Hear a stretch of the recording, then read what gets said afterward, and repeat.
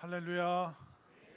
우리 성도님들 기도해 주셔서 어제 오늘 1박 2일 3040 수련회 은혜 가운데 잘 마치고 다녀왔습니다. 40명의 그 3040 젊은 세대와 16명의 또 아이들, 또 그 아이들을 보기 위해서 또 유치부 또 유초두부 선생님들이 또 함께 해 주셔서 서로 애쓰고 또 힘쓰고 또 은혜 받고 기도하는 시간이었는데, 우리 3040 젊은 세대들이 더욱더 힘있게 교회를 위해서 또 하나님 나라 위해서 또 든든히 서갈 수 있도록 끊임없는 또 변함없는 기도 부탁드리겠습니다. 자, 오늘 말씀 함께 나누도록 할 텐데, 여러분들 어렸을 때 이제 학교 다니셨죠? 그 학교 다니실 때 그 어떤 과목이 있어요. 그럼 그 과목을 잘하려면 어떻게 하면 되는지 아세요? 맞습니다. 그 뭐 담임 선생님 또 아니면 그 과목 선생님을 좋아하면 그 과목을 잘하게 되어 있습니다. 저도 이제 교회 와서 이제 여러 분들과 얘기하다 보니까, 아이고 우리 딸이 뭐 이렇게 그 일본어 선생님을 굉장히 따르고 일본어 선생님이 또 이렇게 신경 써주시고 하니까 얘가 그냥 막 일본어에 심취해서 일본어를 전공하고 또 지금 그 선생님처럼 일본어 선생님이 됐습니다. 또 어떤 분은 수학 선생님이 잘 챙겨주시니까 원래는 못했는데 갑자기 막 수학 공부를 열심히 하고 또 그 선생님에게 사랑받고 또 인정받기 위해서 잘 하다 보니까 또 수학을 이제 그리고 또 다른 공부도 막 잘하게 됐습니다. 그런 얘기를 참 많이 듣습니다. 그렇게 되면 우리가 뭔가를 잘 하기 위해서는 가르쳐 주시는 분을 좋아하고 또 사랑하면 우리가 그 과목을 잘하게 되어 있습니다. 그것처럼 우리가 하나님을 사랑하고 또 하나님의 말씀대로 살려면 어떻게 될까요? 말씀을 주시는 그 하나님을 사랑하고 또 말씀 가운데 임재하시는 그 하나님을 사모하면 우리가 말씀대로 살아갈 수 있고 또 말씀의 능력을 체험할 수 있는 줄 믿으시기를 바랍니다. 오늘 성경에서는 그러면 하나님을 사모하고 사랑하고 또 하나님을 너무 고대하고 그 모습을 뭐라고 얘기하냐면 교통하는 삶이다라고 이야기를 합니다. 자, 오늘 본문 32절을 한번 볼까요? 잠언 3장 32절 말씀 읽습니다. 시작. 대저 패역한 자는 여호와께서 미워하시나 정직한 자에게는 그의 교통하심이 있으며. 자, 여기 교통한다는 게 뭐냐면 친밀한 소통을 말합니다. 그러니까 교통에서 교는 교제하다, 통은 또 서로 소통하다라는 뜻입니다. 그렇기 때문에 하나님과 그 친밀한 소통이 있는 사람이 되어 간다라고 성경이 말하고 있습니다. 우리가 어떤 과목을 좋아하고 또 선생님을 좋아하면 그 선생님과 그 소통하게 되고, 그러면서 선생님의 그 인격과 그 성품을 또 닮아가 보고 싶은 것처럼 우리가 하나님을 사랑하고 하나님의 말씀을 사모하면 하나님과 교통하는, 하나님과 친밀하게 소통하는 그런 삶이 이루어진다라고 오늘 잠언 말씀이 이야기를 하고 있습니다. 그러면 우리가 소통이 안 되면 뭐가 찾아올까요? 고통이 찾아옵니다. 우리가 혈액순환이 안 되면 여러 가지 문제가 생깁니다. 또 우리가 또 혈액뿐만 아니라 우리 몸에 쫙 이렇게 순환되어야 되는 부분들이 있죠. 그게 안 되면 그때부터 고통이 오게 됩니다. 고통이 오다 보면 또 뭐가 옵니까? 불통, 또 목통, 우라통, 그러니까 생각도 못한 수많은 통증들이 그 고통을 따라서 들어오기 시작하죠. 그런데 잘 흐르는 거, 잘 소통되는 걸 뭐라고 그러죠? 유통된다라고 이야기를 합니다. 그렇기 때문에 우리가 이 소통이 잘 되기 위해서는 하나님을 사랑하고 하나님의 말씀을 사모하고, 그러다 보면 우리 속에 있는 우라통 또 불통, 고통의 문제는 해결되고 하나님과 소통을 통하여 우리 삶 가운데 우리 하나님의 축복이 유통된다는 것을 분명히 믿으시기를 바랍니다. 인류의 역사는 어떻게 보면 소통과 불통의 역사입니다. 아담과 하와가 에덴 동산에 있을 때 하나님을 사모하고 하나님의 말씀을 따를 때는 소통하는 삶을 살았습니다. 그러나 그들이 범죄한 이후에는 어떻게 됐습니까? 하나님과 불통되기 시작했죠. 그뿐만 아니라 에덴 동산에서 그들이 단절되었죠. 그러니까 소통이 안 되니까 불통이 들어오고 그 불통을 통해서 결국 그들은 에덴 동산에서 쫓겨나는 고통을 겪게 되었습니다. 에덴 동산에서 쫓겨나니까 모든 것을 상실했죠. 하나님과 교통하는 삶이 상실되었고 하나님을 알아가는 그 지식으로부터 그들은 상실되었고 그리고 생명을, 영원한 생명을 상실하는 그런 고통에 그들이 빠지게 되었습니다. 우리 사회는 어떨까요? 소통이 잘 되는 사회인지 아니면 불통이고 먹통이고 우라통인지. 오늘날 뉴스를 보면 부부간에 소통이 안 됩니다. 부모 자식 간에 이 불통이 있습니다. 또 이웃 간에 수많은 고통들이 아랫집 윗집 막 그런 일들이 생깁니다. 그렇기 때문에 우리 인생은, 인류의 역사는 이 소통과 불통의 문제, 이것을 어떻게 해결해서 우리가 소통하고 우리가 서로 소통할 뿐만 아니라 하나님과 어떻게 교통, 친밀하게 소통할 수 있는가, 이것이 우리 인류 역사의 굉장히 큰 문제입니다. 그리고 일반 역사를 봐도 소통이 얼마나 중요한지 알 수 있는데, 천년 왕국을 이루었던 로마 제국은 뭘 했냐면 길을 닦았습니다. 그러니까 정복지가 있으면 거기까지 길을 닦습니다. 그래서 정복하면 그 성을 뚫고 또 다른 쪽으로 길을 계속 냈습니다. 그래서 그런 속담이 있죠. 모든 길은 어디로 통한다? 로마로 통한다. 그러니까 유럽은 어디에서 출발하든 그 중심지인 로마로 다 들어갈 수 있는 그 길을 닦는, 그러니까 로마는 성 쌓는 제국이 아니라 길을 닦는 그런 제국이었기 때문에 팍스 로마나, 이게 라틴어인데 라틴어로 팍스가 뭐냐면 피스 오브 로마. 그러니까 로마의 그 평화는 바로 길 닦는 거에서부터 시작되었다라고 이야기를 합니다. 그런데 반대로 중국은 어땠습니까? 중국은 이방 민족과의 그 전쟁을 막기 위해서 거대한 장벽을 쌓았죠. 그게 뭡니까? 이 만리장성은 중국집 이름이 아닙니다. 다른 사람들과 소통하지 않겠다. 그들이 오지 못하게 하겠다. 우리도 안 가고 너희도 오지 마라. 그렇기 때문에 중국은 그 거대한 장벽을 통해서 소통하고 싶어 하지 않았습니다. 그러다 보니까 외세 침략에 무너지게 되었고 또 공산주의 사상으로 스스로 자멸하는 그런 고통을 겪게 되었습니다.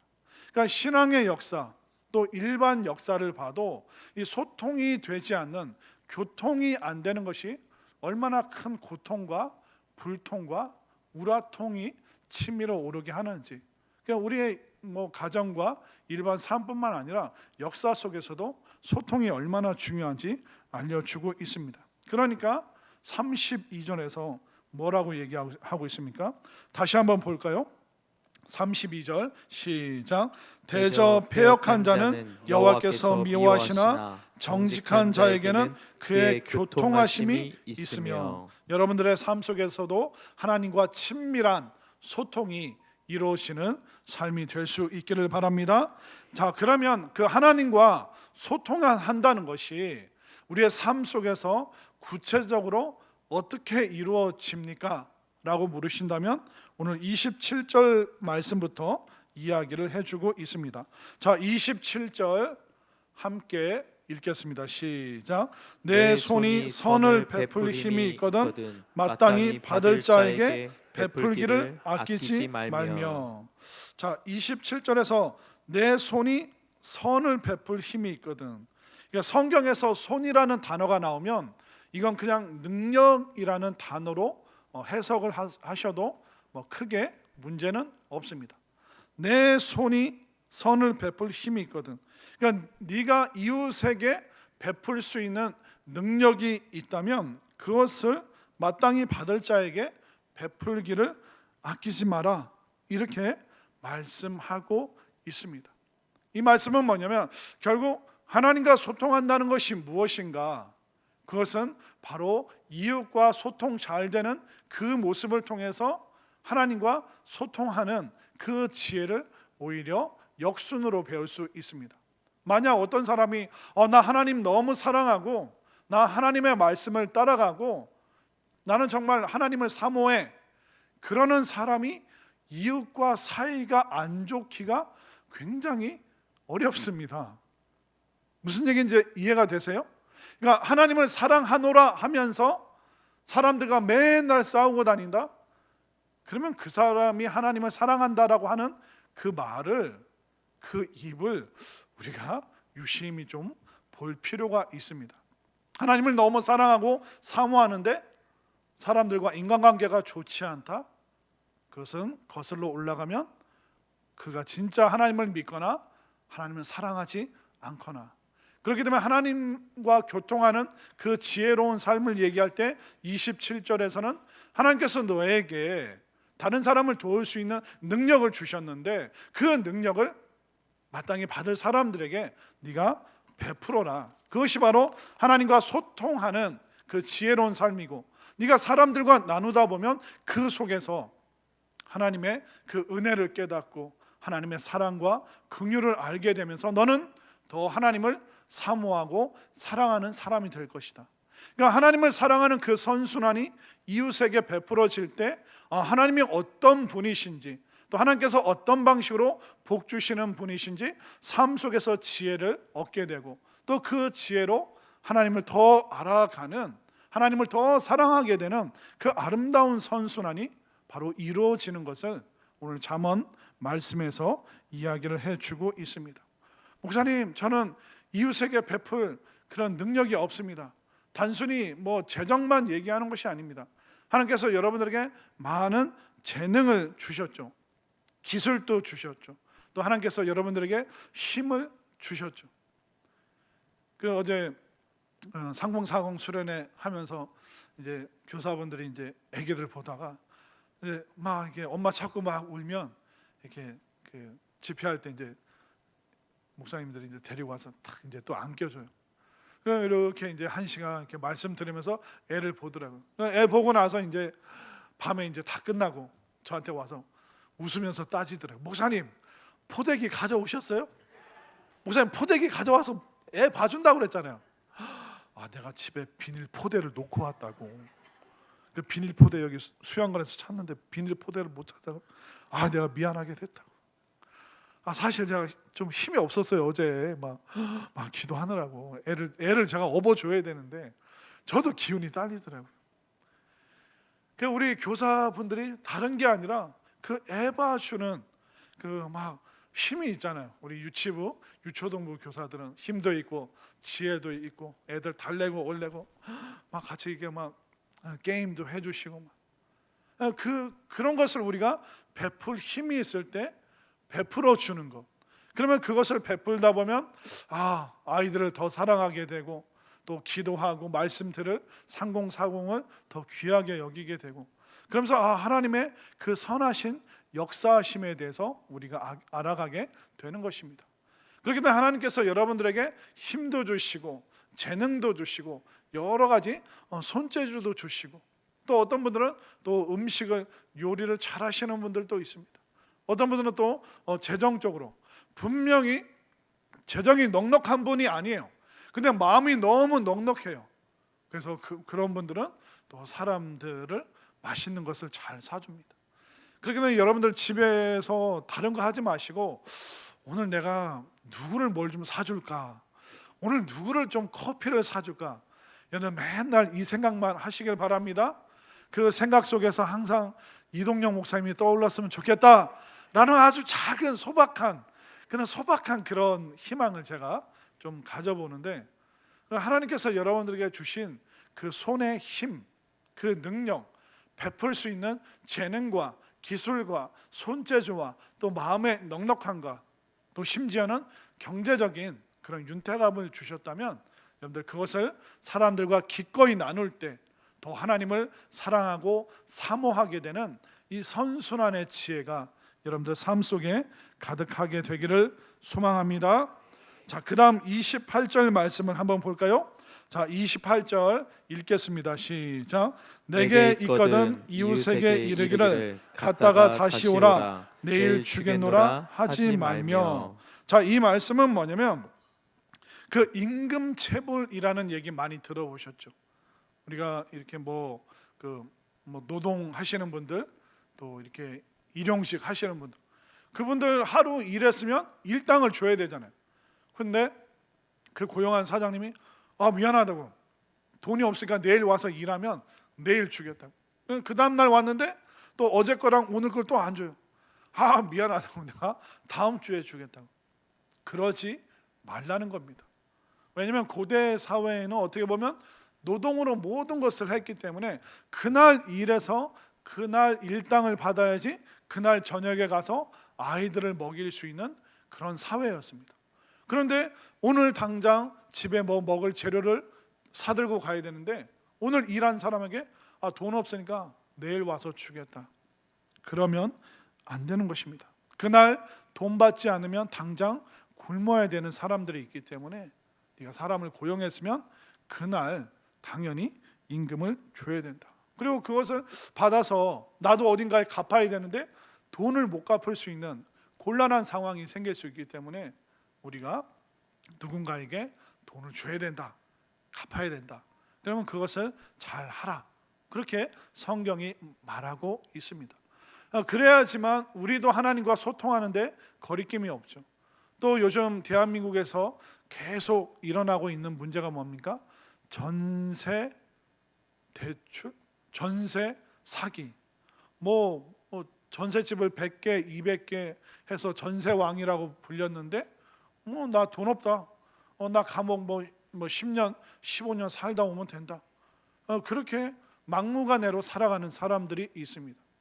결국 그거 가지고 돈을 모아서 또 내 집 마련하려고 했던 5년, 10년, 20년 그렇게 귀한 돈을 모아서 꿈을 갖고 있던 사람의 그 삶을 10년, 20년의 삶을 산산조각 내버리는 그런 일, 그것이 얼마나 악한 일이고, 그런 의도를 지닌 사람들은 하나님과 소통하지 않는, 교통하지 않는 악한 사람이다 라고 말하고 있습니다. 그렇기 때문에 우리가 누군가에게 뭔가 주기로 약속했다면 그 약속을 지키고 그 약속을 미루지 않는 여러분들의 삶이 되었으면 좋겠습니다. 그리고 29절 말씀을 볼까요? 자, 29절 시작. 내 이웃이 내 곁에서 평안히 살거든 그를 해하려고 꾀하지 말며. 자, 내 이웃이 내 곁에서 평안히 살거든, 이것은 이웃집 사람을 말하는 것이 아니라 나를 신뢰하여서 나를 의지하면서 살아가는 사람. 우리 사회적인 얘기를 하면 내 거래처라고 할 수 있겠죠. 내가 어떤 사람에게 물건을 주는 사람인데 내가 도매를 하고 거래처가 있는데 어느 날 다른 거래처에서 좀 더 비싸게 사겠다고 해서 물품이 100개가 있는데 100개를 이쪽에 줘야 되는데 조금 여기서 더 이익을 준다고 끊어내고 이제 다른 데를 줘버리고. 이제 그런 식으로 하지 마라. 왜냐하면 그 사람은 너를 신뢰하고 또 너를 통해서 끊임없이 이것이 계속 공급되겠구나 라고 안심하며 살고 있는 사람의 그 삶을 네가 위태롭게 만들어서는 절대로 안 된다라고 말하고 있습니다. 이 말은 뭐냐면 사람들과 살아가면서 함부로 배신하지 마라, 그 사람의 등에 비수를 꽂지 마라. 이런 일들이 사실 우리가 살면서 이런 일들을 얼마나 많이 겪었습니까? 사람과의 그 신뢰, 그 약속을 쉽게 저버리고 안녕히 계세요, 더 이상 거래 안 합니다, 물건 못 드립니다. 그러면 그것을 기다리고 있는 사람이 얼마나 고통을 받겠습니까? 그렇기 때문에 사람들에게 고통 주면서 나 하나님과 소통 잘한다? No. 그것은 의인이 아니라 악인이다. 나 하나님께만 잘하면 돼? No. 성경은 그렇게 말하고 있지 않습니다. 하나님께 잘하는 사람이 이웃에게, 사람에게, 거래처 직원에게 고통을 준다? 그 사람은 전혀 하나님과 소통하고 있지 아는 사람이다라고 성경은 말하고 있습니다. 여러분들, 우리가 함부로 쉽게 누군가를 배반하거나 또 남에게 손해를 끼치는 그런 일이 발생하지 않게 되기를 소망합니다. 자, 그런데 그 29절 끝에 보면, 그를 해하려고 꾀하지 말며라고 나오죠. 이 꾀하지 말라는 말은 뭐냐면, 네가 그 사람을 배신하려고 의도적으로 계획해서는 절대로 안 된다는 겁니다. 여러분들, 범죄도요 두 가지가 있습니다. 우발적인 범죄가 있고 계획적인 범죄가 있습니다. 어디에 더 큰 형량을 줄까요? 계획적인 범죄. 우발적인은 욱하고 순간적으로 실수를 저지를 수 있습니다. 그러면 거기에 대해서 어느 정도 감안을 해줍니다. 그러나 계획적인 범죄에 대해서는 더 가중 처벌을 받게 되어 있습니다. 그게 훨씬 더 악하고 죄질이 나쁘기 때문에. 그렇기 때문에 우발적으로 화를 낼 수는 있지만 계획적으로 누군가를 배신하려고 네가 꾀하지 마라. 그것은 뭐냐면 네가 교활한 삶을 살아서는, 그러니까 교활하다라는 평가를 받는 그런 지경까지 네가 가서는 안 된다. 조금 이쪽에 이익이 있으면 이 사람 배신하고, 이쪽에서 하다가 좀 다른 데 이익이 있으면 또 배신하고, 그것은 굉장히 계획적이고 교활하고 악한 꾀를 내는 것이기 때문에 사람들을 배신하는 일을 밥 먹듯이 해서는 그 사람은 의인이라 말할 수 없고, 그런 사람이 아무리 예배 드리고 하나님과 소통한다 말해도 그의 말은 진실하지 않기 때문에 이것을 성경은 계속 경계를 하고 있습니다. 우리들 중에는 그런 사람이 없는 줄로 믿습니다. 자, 30절 말씀으로 가볼까요? 자, 30절 읽겠습니다. 시작. 사람이 내게 악을 행하지 아니하였거든 까닭 없이 더불어 다투지 말며. 여러분들, 교회 안에서 사람들과 다툴 때가 있나요? 갑자기 표정들이 안 좋아지시는데, 우리 교회는 다투는 일이 없는데 제가 다른 교회에 가서 보니까 사람들이 다투는데 교회 안에서 뭘로 다투는지 아세요? 통일 문제, 세계 평화, 이거 가지고 다투는 사람 제가 눈을 씻고 봤는데 본 적이 없습니다. 뭐 때문에 와서 막 장로님들에게 막 화를 내고 부교육자실 찾아와서 막 권사님들이 막 목사님들의 마음을, 전도사님들의 마음을 막 뒤집어 놓습니다. 그러면 제가 가서 이게 잘 들어봐요. 도대체 뭐가 문제였나? 교회에서 뭐 행사가 있었는데 자기만 수건을 못 받았다는 거예요. 수건 내놓으라는 거예요. 장로님들이 뭐 하니까 목사님들 부목사님들 그 목회실에 찾아와서 나는 수건 안 주고 말이야. 그럼 제가 권사님 왜 이렇게 역정을 내시냐고, 제 수건 가져가시라고. 그분이 세계 평화 때문에 찾아왔나요? 나만 수건 못 받았다고.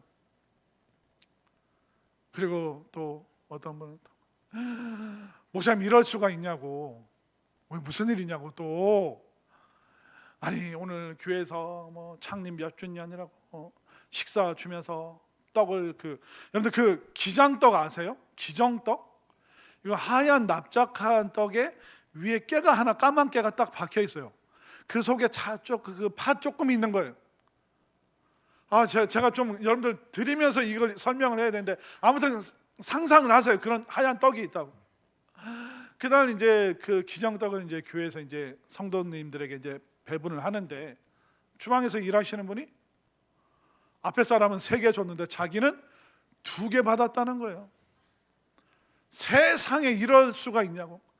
그냥 목사님, 장로님들 막 찾아가서 막 시위를 하다가 또 장로님들이 이렇게 하다 보니까 또 어딜 찾아와요? 목회실에 팍 열고, 세상에 이런 교회가 어딨냐. 그래서 제가 그 권사님 앉혀놓고 한마디 했어요. 권사님 그만 좀 하시라고. 그게 지금 따질 일이냐고, 그게 죽고 사는 문제냐고 이렇게 말하고 싶었으나, 권사님 다시는 이런 일이 생기지 않도록 내가 주방 권사님 아주 그냥 혼쭐을 내놓겠다고. 그래서 냉장고에서 음료수 하나 꺼내서 쥐어줘서 잘 달래서 보냈습니다. 여러분들 지금까지 살아오면서 뭐 때문에 다퉜나 한번 생각해 보십시오. 진짜 난 세계 평화 때문에 내가 앞장서서 내가 화를 냈다. 그런 사람 여기 하나도, 그런 사람 밖에 나가면 하나도 없어요.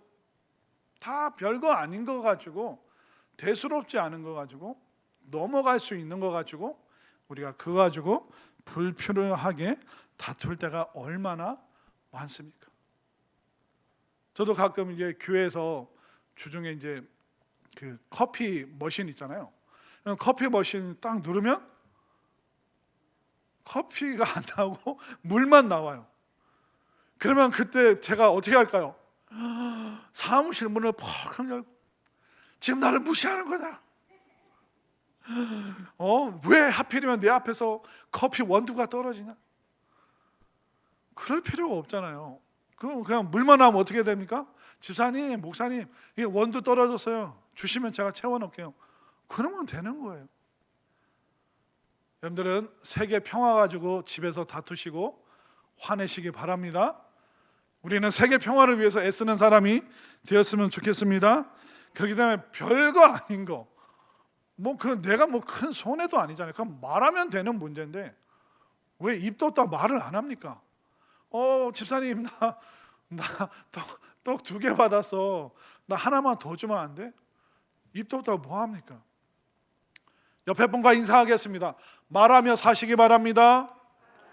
예, 말하면서 살아가시길 바랍니다. 집에서 엄마가 동생은 소세지 3개 주고 나는 소세지 2개 줬네, 막 그거 가지고 막 꽁하고 10년 후에 그 얘기하고 그러지 마세요, 제발. 입도 없다고 뭐 합니까? 말하면서 살면 되죠. 그렇게 지혜롭게 살아가시길 바랍니다. 자, 30일, 이게 우리의 수준이라는 거예요. 하나님께서도 이 말씀 주시면서 얼마나 답답하셨을까요?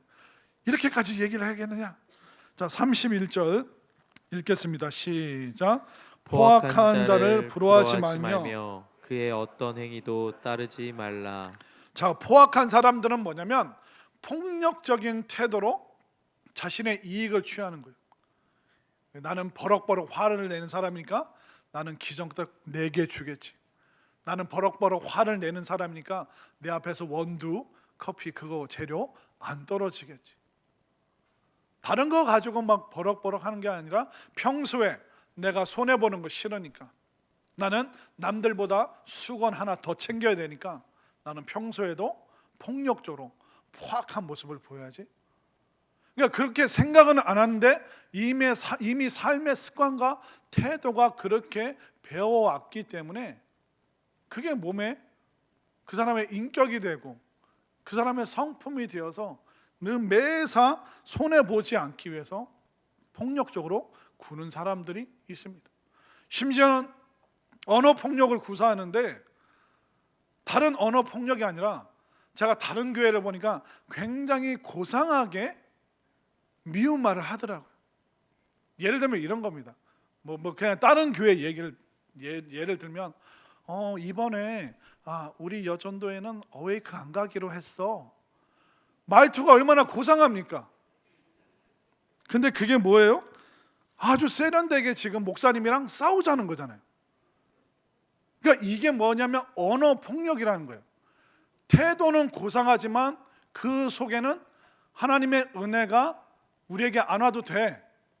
우리는 은혜 안 받을 거야. 우리는 성령 충만 관심 없어. 내가 안 가니까 너네도 가지 마.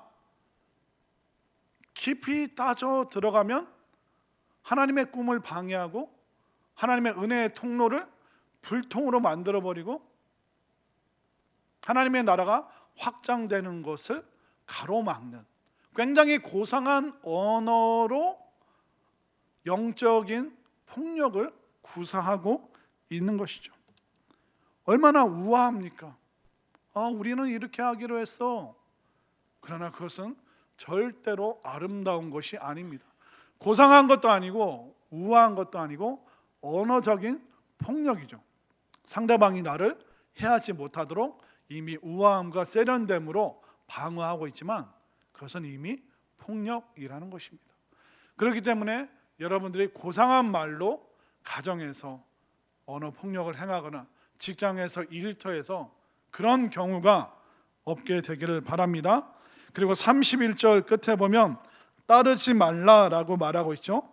포악한 자를 부러워하지 말고 그 사람이 하는 우아한 것 같은 세련된 것 같은 그런 말투도 따르지 말라. 따르지 말라는 뭐냐면 학습하지 말라는 거예요. 보고 배우지 말라는 거예요. 교활한 사람들의 그 꾀를 보고 배워서 내가 이득을 내가 포악하게 행동하면 떡을 수건을 하나 더 얻어낼 수 있구나. 내가 우아하게 거절하면 내가 어떤 방해도 받지 않겠구나. 그런 사람들의 그 태도를 학습하지 말고 배우지 말고 따르지 말고 여러분들은 하나님의 꿈과 하나님의 은혜와 그 하나님의 축복의 세계를 향하여 정말 친밀하게 하나님과 가까이 하면서 전진하는 그런 삶이 될 수 있기를 바랍니다. 자, 다음 32절 말씀, 오늘 중요한 말씀이 32절 읽습니다. 시작.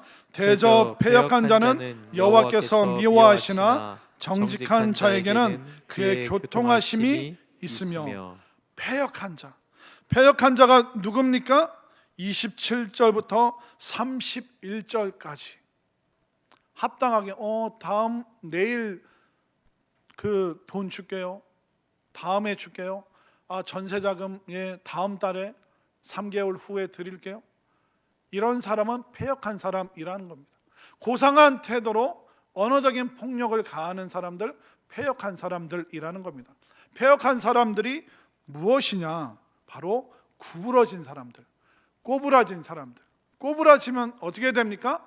그 방향으로 가다가 엉뚱하게. 그래서 신약에서는 그것을 뭐라고 말합니까? 관역을 벗어난 화살이라고 말하죠.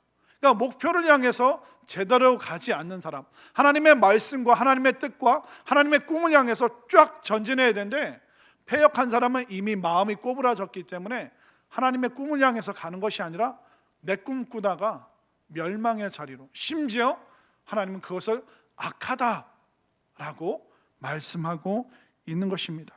우리는 하나님의 말씀을 향하여 똑바로 나아가고 하나님의 꿈과 그 은혜를 향하여 정말 함께 손잡고 어깨 동무하면서 우리는 올바른 방향으로, 축복의 방향으로 나아가야 될 줄로 믿습니다. 그리고 32절 중간에 보면 대저 패역한 자는 여호와께서 미워하신다 라고 말하고 있죠. 이 미워하다는 이 원어가 뭐냐면 토해버리다. 그러니까 패역한 사람, 마음이 꼬부라진 사람, 사람들을 올바른 길로 하나님께로 인도하고자 하는 그 마음이 없는 이 패역한 사람들은 하나님이 미워하신다는 게 뭐냐면 내가 토해버리고 싶다, 토하고 싶다, 역겹다, 구토가 날 것 같다. 그렇게 오늘 성경은 말하고 있습니다. 패역한 사람, 그 목적지를 향해서 가고 싶어 하지 않는 사람, 하나님의 말씀과 전혀 상관없이 살아가는 사람, 사람들이 하나님께 가는 것을 방해하는 사람, 하나님이 역겨워서 내가 구토가 일어날 지경이다 라고 심지어 이렇게까지 말씀하고 있습니다. 여러분들 언제 구토가 일어납니까?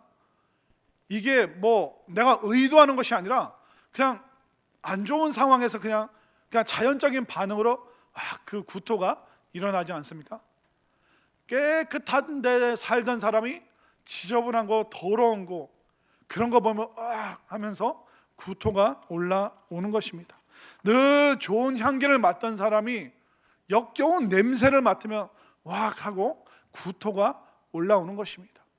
거룩하신 하나님 앞에서 패역한 사람, 누군가의 구원과 은혜의 길을 가로막고 내가 마땅히 사람들과 소통하면서 그들에게 유통해 줘야 될 것을 하지 않는 사람들, 그 사람들, 임금을 체불하고 전세를 사기를 당하게 만들고 이 수많은 악한 일들을 계획적으로 꾀를 내서 우발적이 아니라 의도적으로 하는 사람들, 하나님께서 그들을 볼 때마다 역겨워서 내가 구토가 일어날 지경이다 라고 하나님이 말씀하고 있습니다.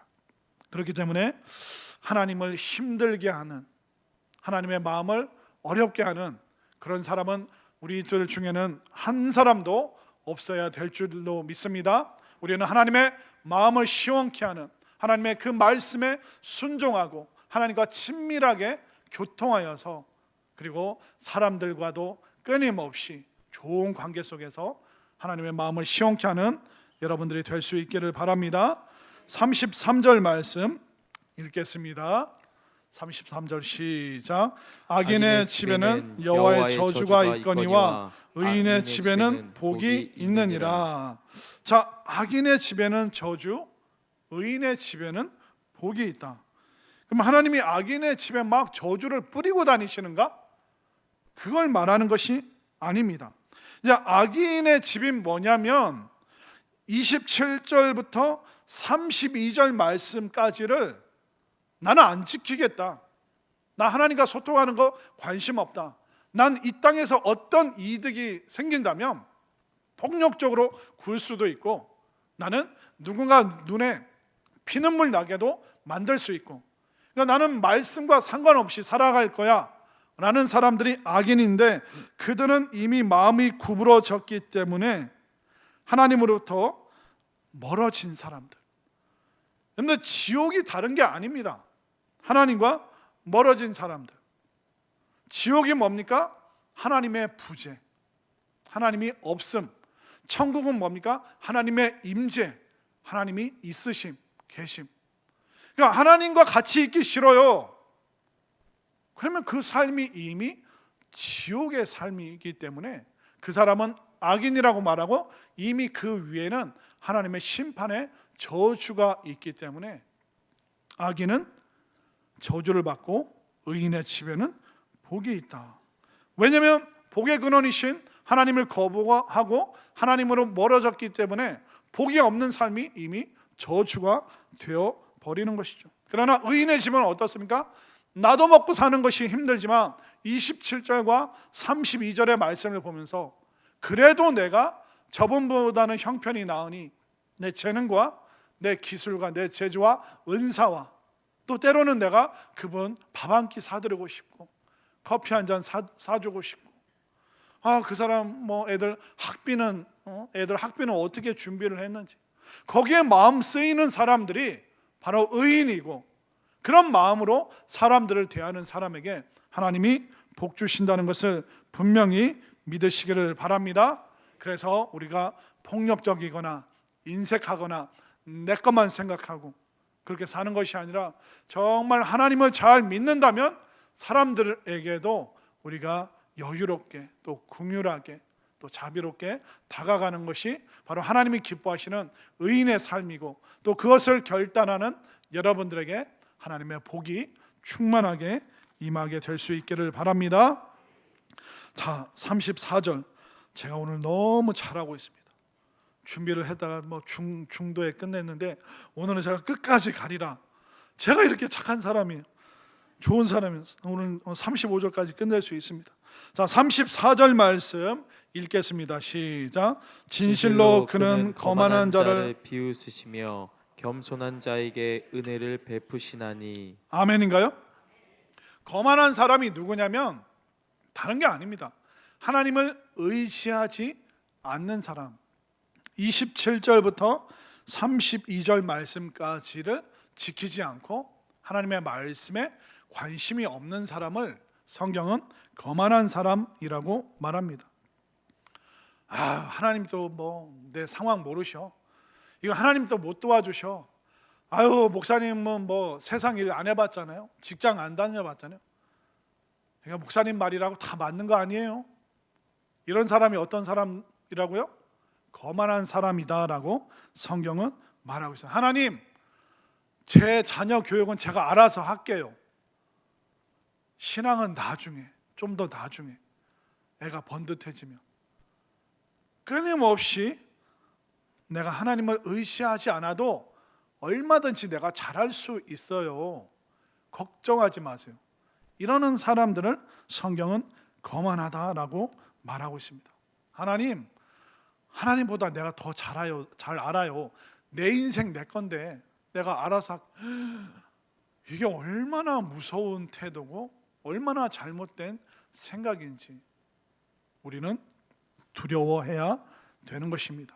그렇기 때문에 내가 내 인생 잘 산다가 아니라 나는 하나님의 인도하심이 없으면 나는 못 살아간다. 나는 하나님만 바라보고 하나님을 의지할 것이다. 그렇게 여러분들이 다짐하시기를 바랍니다. 자, 마지막 35절 말씀 읽겠습니다. 시작. 지혜로운 자는 영광을 기업으로 받거니와 미련한 자의 영달함은 수치가 되느니라. 자, 지혜로운 자는 영광을 유산으로 받는다. 그러나 미련한 자의 영달함은, 이 영달이 뭐냐면 그 높은 지위를 말합니다. 영달, 그 명령을 전달하는, 그러니까 명령을 내리는 사람. 그러니까 명령을 내린다는 것은 높은 위치에 있는 것이죠. 그러나 미련한 자의 높은 위치는 수치가 된다. 이 말씀은 뭐냐면 하나님을 의지하지 않고 하나님을 사모하지 않고 하나님의 말씀을 따르지 않는 사람은 위치가 높아질수록 그것은 부끄럽고 비참한 삶이 될 것이다 라고 말하고 있습니다. 여러분들 TV로 청문회 보죠. 무슨 기관장, 뭐 어디 무슨 청장, 그거 아마 평범한 사람은 쳐다볼 수도 없는 그런 고위 관료 공무원 되는 거. 여러분들 너무 부럽지 않으세요? 내가 무슨 1급, 2급 뭐 고위 공무원이 되면 너무 부럽죠. 근데 그거 부러워하지 말라는 거예요. 의롭지 않은 마음으로 그 위치, 영달한 위치, 명령을 내릴 수 있는 그 위치까지 가는 것은, 하나님 없이 그 위치까지 도달하는 것은 굉장히 수치스러운 일이다. 여러분들 대한민국 대통령 끝나면 다 어디 가신 줄 아세요? 네, 감옥 다 갔습니다. 그리고 그 청문회 보십시오. 당신 아들이, 당신 딸이, 당신 와이프가 막 사람을 완전히 발가벗겨 놓잖아요. 그래도 끝까지 막 이 악물고 나는 그 영달한 위치에 올라갈 거야. 아우, 그 위치에 있으면 뭐 합니까? 그 사람의 그 지저분한 그 의도, 그 꾀, 교활함, 그 모든 것이 다 드러나 있는데요. 그것은 영광스러운 것이 아니라 그 자리는 오히려 수치스러운 자리고, 오히려 그 자리에서 기고만장했다가 하나님의 말씀을 거역하고 하나님 없이도 나는 얼마든지 잘 살 수 있다, 그런 사고방식을 갖고 그런 태도로 살기 때문에 결국 구원이 없고 말씀도 없고 은혜도 없고 그 삶은 오히려 수치스러운 삶이다라고 말하고 있습니다. 우리는 어떻게 사는 것이 바로 지혜로운 삶일까요? 우리가 말씀을 가까이 하고 또 말씀을 사모하는 삶이 되어야 될 줄로 믿습니다. 그리고 우리가 인생을 잘 살려면 우리 인생의 주인이신, 인생이라는 그 과목을 가르쳐 주시는 가장 탁월하신 선생님이신 그 하나님의 그 말씀을 사모하고 하나님을 사랑할 때 우리는 그 인생이라는 이 과목을 아름답게 잘 살아갈 수 있다는 것을 분명히 깨달으시기를 바랍니다. 그렇기 때문에 여러분들이 하나님을 더 사랑하고 더 사모하고 또 하나님의 그 임재가 나타나는 이 말씀을 정말 소중히 여기면서 살아갈 때 여러분들의 삶은 점점 지혜로워지고 또 하나님께서 기뻐하시는 그 의인의 삶으로 또 의인의 자리로 함께 나아가는 우리 모두가 될 수 있기를 간절히 소망합니다.